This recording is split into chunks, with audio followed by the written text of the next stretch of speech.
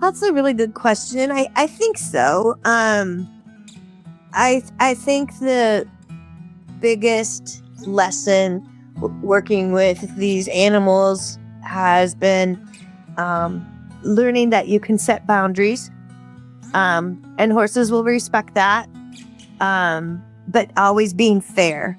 You can't keep changing the question and the answer you want from the horse, and I think that's true with people too. You have to be genuine, and I think a lot of lessons learned at the barn are life lessons just about those things. Everybody, welcome back to Living the Next Chapter. It's the Author Podcast, where we get to talk to great people from around the world, amazing authors who also have amazing things that they do outside of writing. My wife loves horses. She grew up with her own horse, so she's going to be thrilled to listen back to this episode. But Joan is here with us today. Joan has been working with horses for, well, I don't want to date Joan, but she's for a while. Joan has been doing. She can tell you. I won't tell her, but you a long while. And I'm excited to have her here. And she's going to share a little bit about her journey with all of her amazing horses and what she's done in the past, but also more about her author journey as well. So, Joan, welcome to Living the Next Chapter. I'm thrilled that we have time together. Thank you. Me too. Excellent. Joan, let's tell everybody where you are in this big world of ours. I am located right now in Bellevue, Nebraska, which is basically a suburb of Omaha. Good. Is that home for you? Is that born and raised? No, I was born and raised in White Bear Lake, Minnesota, which is a suburb of St. Paul. So again, I'll let you tell the audience. I'm not going to speak for you, Joan. How long have you been working with these beautiful creatures of yours, these horses? I started riding when I was 5 years old, and I was too tiny to just go on a ride by myself. Yeah. So my parents got roped into getting me weekly lessons. I see what you did there with the roped into. Well done. Good job. So, so I've been riding ever since. I took a hiatus when I went to college, and never thinking I would get into it professionally. And then 1 year after graduating college, I didn't like the boring life that I had chosen, and a friend contacted me, and I started training horses, and I've been doing it ever since. Now, at a given time, how many horses would you be interacting with, caring for, kind of under your supervision, I guess, or your purview? Like, how many horses at one given time would you be responsible for? For most of my career, I was kind of an independent contractor, working out of a couple different barns. But my lesson program and training program, at its largest, was probably about 20, 25 horses. That's significant. That's a lot. Kept me busy. Oh yeah, that's for sure. So the types of horses that you have, like I know there's my wife, for example, her horse growing up was a retired racehorse. So it was a lot of fun for her to ride because it was pretty fast. But they come from a lot of different sources for people who adopt horses. But your horses, what are they used for? What are people using? Are they like trail horses? Like there's so many different types. So we do quite a few of the off the track thoroughbreds, like your wife had. Yep. A lot of times they make fantastic sport horses. And then we also have a lot of horses that originally came from Europe that are kind of bigger boned and just bigger horses themselves. The general term is called warmblood. And a lot of crosses between the thoroughbreds and warmbloods have made some phenomenal partners. Growing up in that environment and everything, being so close to these amazing creatures, what is maybe some things that people who have not had your experiences with these horses might misunderstand or might not be common knowledge for somebody listening? Just how intelligent these creatures are, and like I see things on TV and movies. You're like, is that real? Like, can they really do that? Like, what's something maybe we don't understand about horses? First of all, they're each have their individual personality. Right. And they have a very long memory. And so they learn by repetition. So we have a saying, garbage in, garbage out, good things in, good things out. So one thing that, like with our show horses, they need to typically stay in some sort of training, to maintain them and improve them as they go in their career. People think they can just train them and then go do it. And that's not the case. They're very, very intuitive. They can sense a person's mood and anxiousness and calm, all those things, before they even before we approach them and touch them. So that makes them a challenge to work with. I often have students that I have to say, you need to take a deep breath.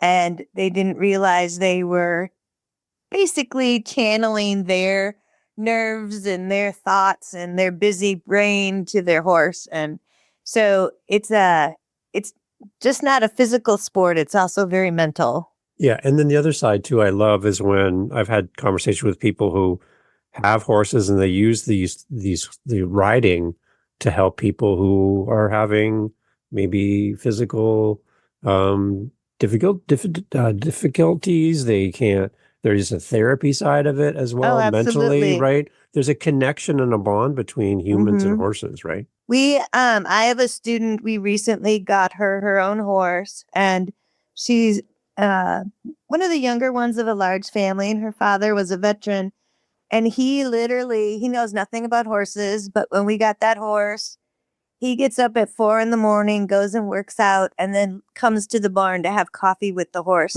And it's just all therapy for him. He loves it. It's quiet and just relaxes him. I watched a video on TikTok yesterday, and there's a little girl, probably about 4 or 5 years old, with a bucket of carrots going through the stalls, banging on the stall, and the horses are gently leaning over and taking them out of her hand so gently. And I'm like, come on, this is a big, huge animal and it's a little tiny girl, but they just seem to know, right? They just seem to know. They do. They do. Mm-hmm. What's rewarding for you personally working with these horses? What do you take home with you at the end of a long day? I love it when the light bulbs go on, when whether it's the horse themselves or my student, when horse riding and what we do is all very much feel. Yeah. It's not very intellectual, and that gets people in trouble a lot because we want to think our way through things. And horses, they don't reason, they react to things. And people forget that too. They're at the bottom of the food chain. So they're very aware of their surroundings. And that can be challenging for a lot of my students. But when I create a good partnership with myself, with one of the horses, or more important to me, the connection between my students and their horses, that's a really good day. Yeah, there's a trust bond there between humans and horses, I believe, through my wife, Jen. I guess, is there like a strong bond between humans? Like they'll remember a human who goes out of their life and comes back? Like, is that kind of thing happen too? Yeah. Yeah, absolutely. They have very good memories. Yeah. So one of the biggest things that we do in training is you always make sure you end the training session on a good note. Okay. So the horse is thinking positive things when they're done for the day. What happens when a horse is not mentally stimulated? You just put them out in the paddock and just, there you go hang out. And they're just kind of standing around. Like, do they need that continued mental stimulation as well? They'll create it themselves. Horses are also very social. Yep. They have a hierarchy. You can watch the different interactions when you add a horse to a herd or remove a horse from a herd. So they'll do their own stimulation, but yeah, they can get bored. Yeah. And most of the time they want a friend. So that's Okay. kind of, and then it's a balance between letting them have friends and keeping them without getting hurt. So do they, They play very hard. They wrestle yeah. like dogs. do they include humans in the herd mentality then at all? Do we have a part to play in that? Yeah, absolutely. So, one of the things as a trainer, I mentally take on the role of the boss mare, who is Oh, actually the horse that's in charge of the herd. It's not the lead male. And she's the one who kind of rules the roost. So, they have to I have to communicate in ways that they recognize me as literally the boss mare. So, yeah. So a lot of times my students, we having trouble with the horse, maybe puts its head up really high so they can't yeah. bridle it and that. And then I walk in the stall and they're like, oh, shoot, she's here. And they put their head down. I know my wife would say, like whenever she would go riding on someone else's horses or somewhere, they would ask her if she has training or she'd ridden before. And she's like, she doesn't say yes to that because they usually give her some of the more difficult horses to ride. She's like, I like an easy ride. She's like, I'm just gonna tell them no, I've never really done this much, even though she's been raised on them since she was a child as well. Yeah. Right. Yeah. Yeah. And her horse would always, when she were saddling the horse, would bloat out its stomach, Yep. and then you try to Yep. get the saddle on and you tighten it as best you can, and then they release the air and then they got room and then you're sliding Yep. all over the place. Yeah, that's always fun. Yeah. Mm-hmm. So they're pretty smart. They're pretty smart. Yeah. I love it. Okay, so I could talk about horses all day, but this isn't a horse podcast as much as I'd love to have a horse podcast.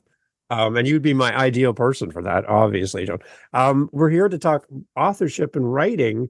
I'd love to know a little bit more about your journey. Like, how do you go from your love of horses to being on an author podcast? Like, what brought you to this show? And tell me a little bit about your author journey.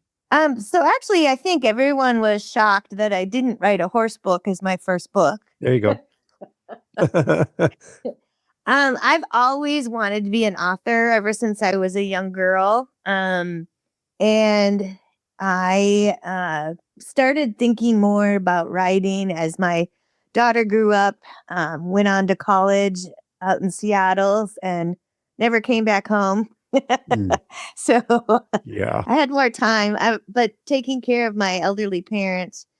And this particular time, I started keeping track and writing notes about my mom and my dad with Alzheimer's. And so that's what kind of led me to this first book that I wrote. My goal is, my dream is to be able to eventually, as I retire from the horses, be able to write much more often and be able to support myself through writing books. It's interesting. Like my grandfather, I lost him to Alzheimer's when I was younger. And to see somebody so strong, so confident, so independent, go through a transformation in front of your eyes, and then the memory loss and not remembering who you are, like that was like very eye-opening for the family. And for somebody who works with horses, and you said that horses remember a lot, it's kind of interesting that you are in this world also where you're dealing with people that you love who are going through this path, right? That's kind of a like an opposite situation going on compared to what you do day to day, right? It is. Yeah. Yeah. It was a heart-wrenching journey. Yeah. But through it all, I will tell you, my dad never forgot his dog. Really?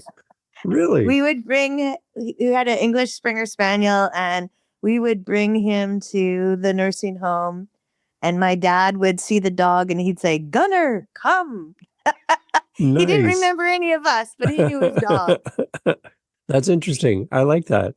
I remember going to visit my grandfather and he was sitting in the home, and he had like this little tray thing in front of him. There's nothing on the tray at all, but in his mind, it was loaded with stuff. And he would like slide something towards his hand, kind of underneath the tray, into his hand, kind of like from the tray onto his hand.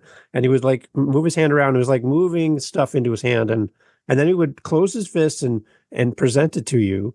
And what he was doing was giving you change. Like he's giving you some money. Because when I was little, that's what he did. He gave me like a couple quarters and stuff. I was like, wow, I'm rich. I got quarters from grandpa.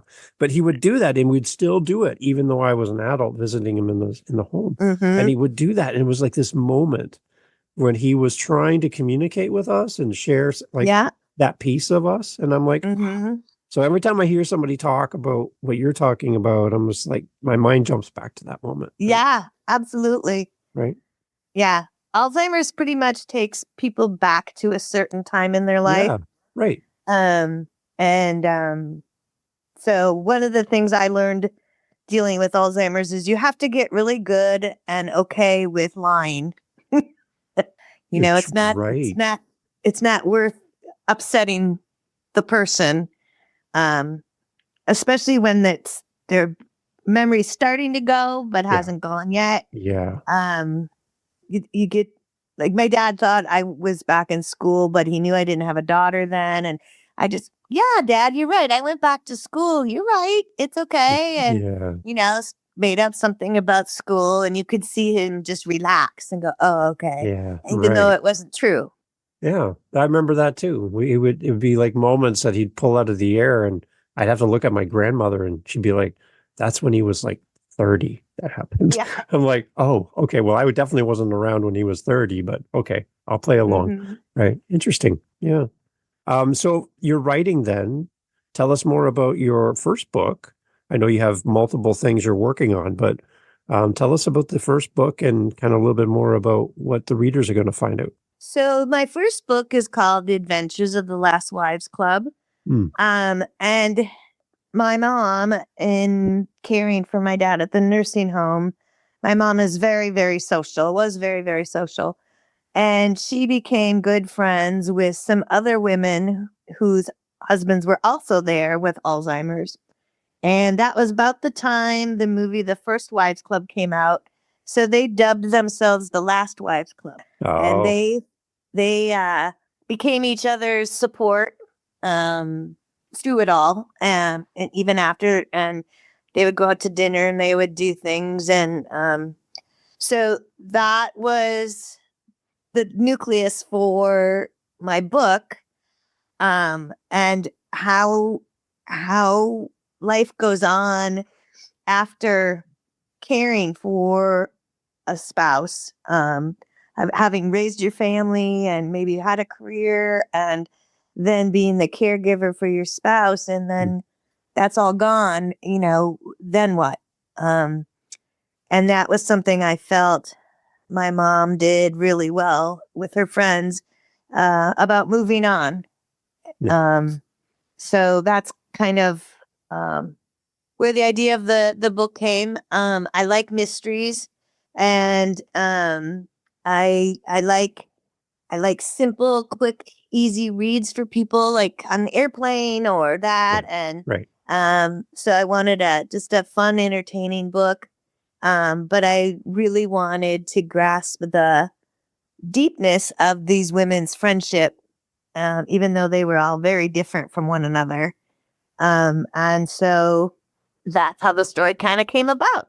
Okay. So you go from horses to writing. That's a big leap.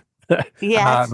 Using horse terms here. So where do you kind of start? Where's your starting point? Because I know there's a lot of people listening to us today, Joan, and they want to write a book, but they have skill sets in a totally different area of life.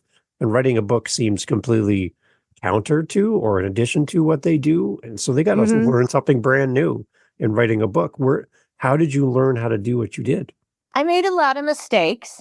I don't have a strong background in English or anything like that. So it was some trial and errors of things. I have a couple good friends that acted as editors that helped a lot, and broadened kind of helped me learn how to tell my story in ways that people would want to listen to it. I wanted my readers to embrace these women and want to be with them. And so I did a lot of reading myself. Um, like I said, I like mysteries. I like the old mysteries like Murder, She Wrote and that. Yes. So kind of just kept learning from those things.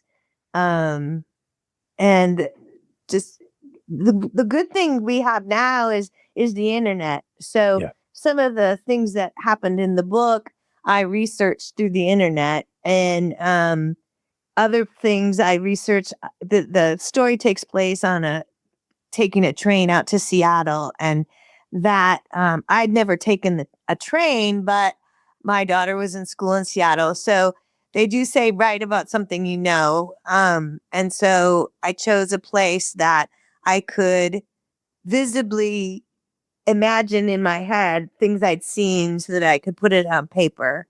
Um, so I think that was a lot of fun. That was something that was brand new to me. Um, Being able to put into words what I was seeing. Um, and so that was a big learning curve. I also kind of write by the seat of my pants. What I mean by Yes. that is Right. when I'm in the mood, I write. Right. um, and the one thing I will tell people listening is just whatever's in your head, write it on the page. You can always go back later and change it. But I would find that when I would just let myself, whatever was coming to my head, be put down on paper, there may be things I'd go back grammatically and correct in that. But the story grew in ways that I never expected it to grow. You could almost say you write by the seat of your saddle. Yes, I could. You could say that could be your unique thing that you could say. Yes. Okay. One thing I like to ask my authors that come on too is I think in the writing process, especially for book one, you can get stuck in the writing process. And I always want to help the authors listening who might feel stuck right now as they're writing their first book. If you got stuck, how did you unstick yourself? How did you get moving again when things weren't working the right way when you're writing your book? The biggest thing I learned that I didn't know was out there for me is there are author groups. Yeah. There are even in your own community, and that was something I found out by mistake because uh, an author here contacted me because she was looking to learn more about stables and horses because that was going in her book. Oh, And yeah, so that was a God intervention. So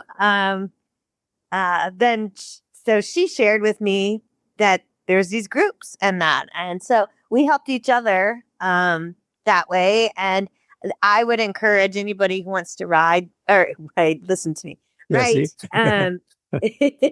to get involved in a local community or I know there's different groups on Facebook and that too. And um, there's there's a whole community of authors out there that are willing to help.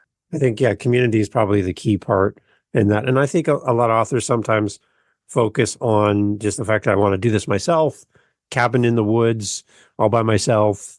I can do this. I don't need any outside help and support. But anytime you can write in community, I think it helps keep you accountable. It keeps you motivated as well. And like you said, like we talked about, when you get stuck, you have somebody there going, I know what that feels like. And then you have Right. somebody to kind of to work through it together. It's great.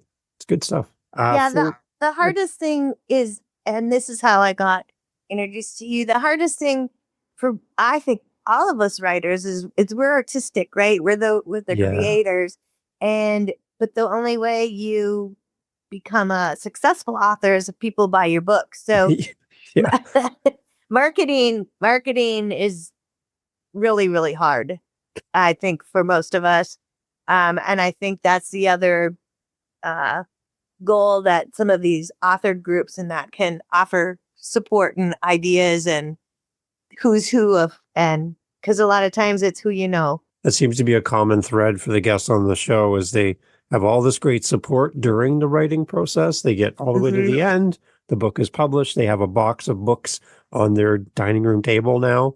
And they're like, where is everybody now? Now is when I need help. I got to get out there and talk about this book. How do I do this? And a lot of the authors have to figure it out themselves or find somebody who's good at getting you out there into the world. And I know you're working with some people on that, but you need that support even when the book is done now to get out and talk about it.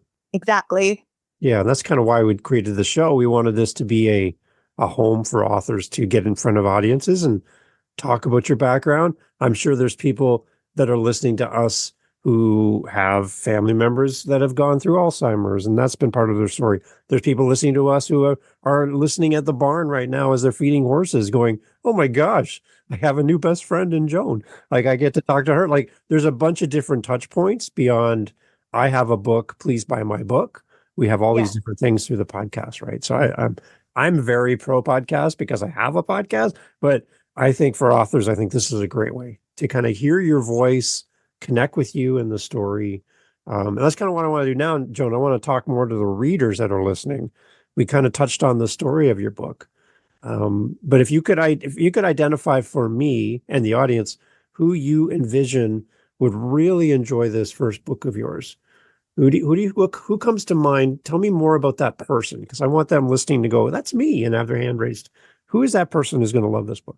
I pictured the audience is probably a woman fiction genre.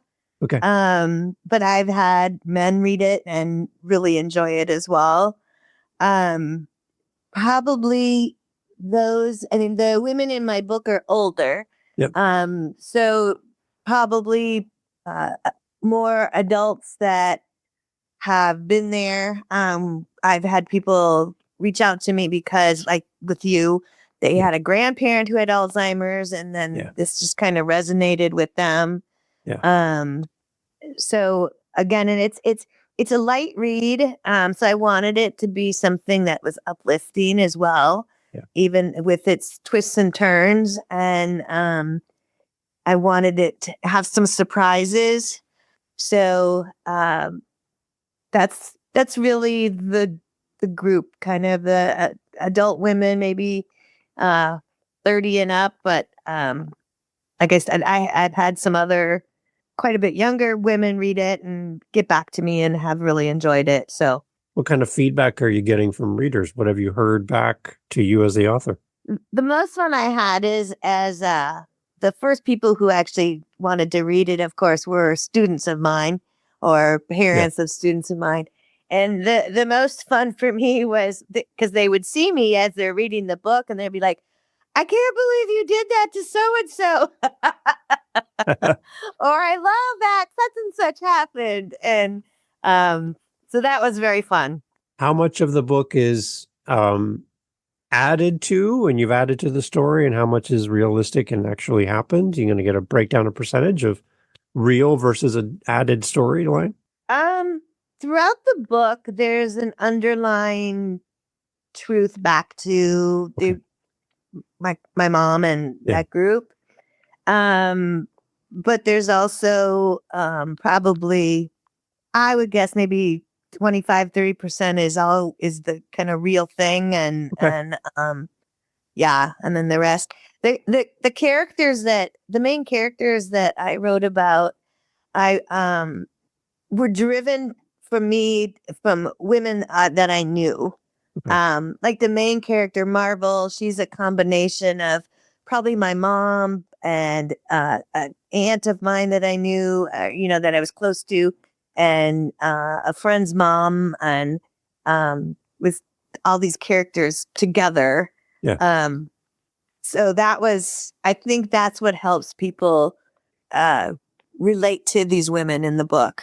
Anybody from your family and friend external that's you used as kind of a point of reference for your book? Did they kind of come to you and went, hey, is that me on page 38? Like, did they identify themselves and go, that sounds like me? Is this me in your book?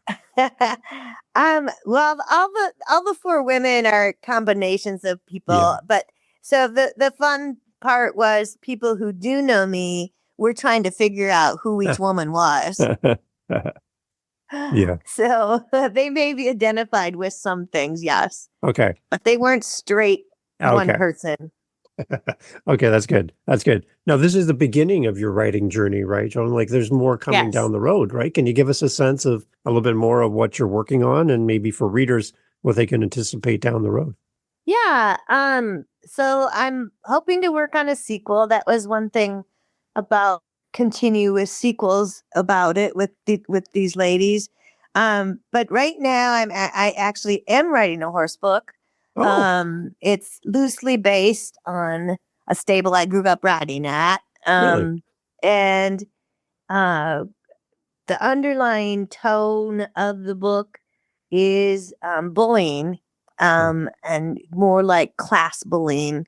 There's the basic, physical bullying and that people do, but there's a whole underlying thing of bullying that happens, especially with young people, Yeah. teenagers, and that. So that's kind of an undertone of the book that I'm addressing. But it does all revolve around girls and horses and a stable and horse shows and wanting her own horse, and is that ever going to happen, and some some different things like that. Okay, so I don't know the answer to this one. Do horses bully each other at all? Yeah, there's definitely a hierarchy. Yeah. Oh, Mm-hmm. yeah, you mentioned Yep. that. So then, Yep. so there's so there's horses that push their weight around and Mm-hmm. dominant, right, amongst the herd. Yeah. Yeah. Yeah. And they'll try that with humans too sometimes. Yeah. They'll get pushy and that. Are there any elements of how you deal with a dominant horse that is transferable to human connections at all? Like any parallels? That's a really good question. I think so. I think the biggest lesson working with these animals has been um, learning that you can set boundaries, Yeah. and horses will respect that. But always being fair. Um, you can't keep changing the question and the answer you want from the horse, and I think that's true with people too. Yeah. You have to be genuine. Um, and I think a lot of lessons learned at the barn are life lessons just about those things.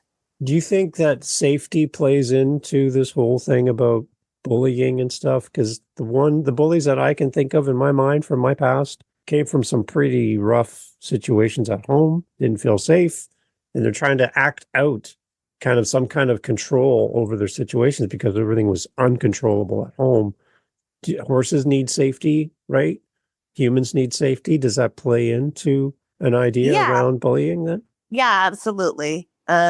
You'll see in a herd of horses that there's literally cliques of horses, Yeah. friends. They have best friends, things like that. Besties. Yeah, okay. Yeah, they do have besties. Um, I think what I see more at uh, the stable level is it's very there's the haves and the haves not. It's gotten bigger Right. and bigger divide in the horse industry, and that creates tension between students and people wanting to horse show participate in that. Yeah. So. Yeah. mm, Yeah. so teaching them how to relate, and again being fair. Yeah. It kind of comes back to attention, kind of Yeah. comes back to maybe a little bit of jealousy as well. You know, my wife Yes. mentioned that if she spent one time with her mom's horse more than her own horse, things like that, the horses would pick up on that. It's like, hey, what about me? Like, Yeah. so they'll actually act out and do things to get your attention, which could Oh be yeah. bullying. And for humans, same thing, right? Yeah. Exactly. Right. Yeah. Interesting. Okay. What's the status on that new book then, kind of leveraging your horse background and bullying? Where are you at in the process of writing that? I am probably a third of the way into the story. Okay. Um, I was farther, and then I changed some of it, Yeah. and so I like it better now. Okay, good. Do you have a rough timeline for readers at all? Is it this year, next year that you have kind of as I a would love target? for it to be. I would love for it to be this year. Okay. All Hmm. right. So will you pull in and lean on your background then with horses and in the story even more to kind of capture all the wisdom and knowledge you have for all these years that you've been living with Yes. horses? Okay. Yes, absolutely. Good. Hmm. I think Joan, you've already sold a book to my house just by mentioning this. Just so you know, my wife Jen's like, "Oh yeah, we're buying that book." So my only words to you from my wife Jen would be, "Joan, hurry up! I want this book. I want this book, Joan." So you've already sold a copy, and you haven't even finished writing it yet. So I congratulations, Joan. appreciate that. There you go. You've already got a sold copy. It's exciting. So, Joan, I want to let you get back to your horses and all the amazing things you're doing. I'm thrilled that you have time for me, but I want to have a place to send people so they can stay in touch with you, maybe see some pictures of you and the horses and wherever. Is there a place you'd like to send the listener, Joan, so they can connect with you? I do have a Facebook page, Good. an author page. So it's J period M period Werlein, which is Werlein. And that's on Facebook. Great. We'll have that in the show notes as well. Awesome. And we can see some pictures of gorgeous horses there too, right? Yeah. Good. So I know people listening are like, I want to see a horse. Yeah. This is amazing. So Joan, as we head out the door, just that last parting words for somebody, maybe let's go back to your first book, someone who's maybe found out they're going to have a relative on that journey with Alzheimer's. What would you suggest with hindsight, looking back based on our conversation and what you've written as a starting point? You said, be okay with lying. That was an interesting thing to say, which I agree with. Anything else you would say to somebody early on that journey with a loved one that's going to be going down that path with Alzheimer's? What should we think of? What should we do? I think a lot of times their personality will change. Yeah. And that was something we went through with my dad. Because they're frustrated, Yeah. they become more angry, and that. And the other thing we did a lot with him is we noticed he used to love to read and watch movies. One of the big things for him is he didn't enjoy that anymore because he couldn't remember what just happened. So we watched a lot of sports with them. That didn't matter what happened 5 minutes ago. True. And we would play card games and know that each time we play, he was going to make up new rules.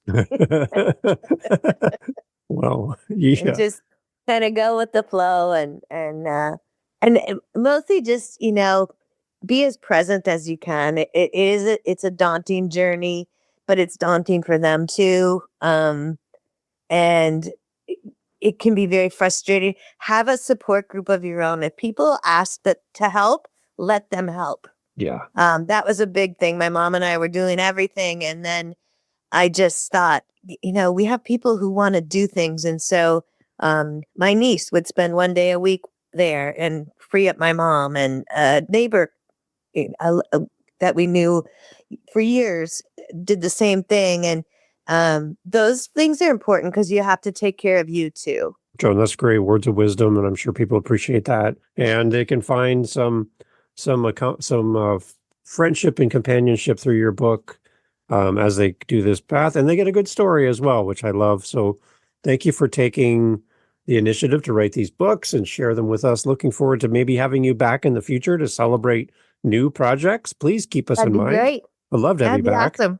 Excellent. And I know again that your new book that you're working on with bullying and horsies, again, it's already sold, Joan. So I want to encourage you. It's already sold. So congratulations. Thank you. Excellent. Everyone, all information is always in the podcast show notes. I would love for you to go and support our authors. Leave a great review when you buy Joan's book. And in the future, when you buy her new books, let people know why you love these books so much and why they connected with you. So more people will support Joan and her journey as an author. It's time to saddle up our horses. Joan, thank you so much for being here. And let's ride off into the sunset. Thank you so much for doing this. Thank you, Dave. I appreciate it very much. Excellent. Hey, thanks for listening to the podcast. Glad to have you here. I just want to let you know that you can always find out what we're doing live in the moment by going to our YouTube channel. Head over to livingthenextchapter.com. There'll be a link right there. Head over to our YouTube channel. Make sure you like, subscribe, do all the things that all the YouTubers love to say. And in our YouTube channel, a couple things. You're going to get advanced listens. You're going to get the episodes that we're working on in real time. So we record and post daily on our YouTube channel. I'd love for you to give us a follow over there. As well, we're making playlists. We have over 500 episodes. So finding the right episode for you, we're trying to group things into playlists. So if you like children's books, if you like business, you like historical fiction, we're grouping our authors together to make it a little easier for you to find your favorite next author. So head over to livingthenextchapter.com. And again, I'd love to hear from you. Hearing from the listeners of the show is great. And I just want to say thank you for being a part of the podcast family. And I look forward to having you back for the next episode. Thank you for being here. I really appreciate your time and your listen. Take care.